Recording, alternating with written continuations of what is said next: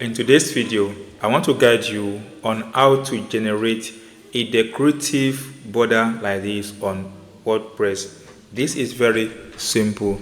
So in less than few minutes, guys, we are good to go. Let's start by creating a new project like this on our WordPress. So guys, if you are new to this channel, please subscribe if you have not done that. And that's what you can do, guys, to motivate me. Once you open your WordPress like this, then you have access to this place. This time let's go and change the layout of this from this orientation to the other one. So click on the layout button here, click on orientation, then change to landscape. Now that I've changed to landscape, you have something like this on this place. Now go ahead and click on design again. Under design, click on watermark here at this arrow, then scroll down and click on customize watermark. Once you click on that, you have yourself at this place.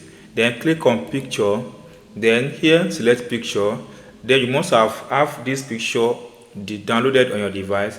So click on this button to scroll. Now let me pick this one. I want to pick this one, then click on insert. Once you click on insert, make sure that you check this button that says wash out. Check it. Now here, let's start by manually adding this one here. Click on, let's start from 150%. Let's see what 150% we give for. So click on apply. Now you see that 150% is not as covered to this as what we need. Then let's increase this to, let's say, 200 this time around and see how it goes. Then click on apply again. 200 is a bit okay, but let's try and increase to 210% and click on apply. I think this one is okay. Now that I've done that, click on this close button. You've added it to it. You've check it and you've done that. The next thing you have to do is to change the margin of the document so that you'll be able to type into the side. You can see the margin of the document. So let's do that. It's very simple as well. Come to this place, layout again, click on layout, click on margin here, then go and click on custom margin.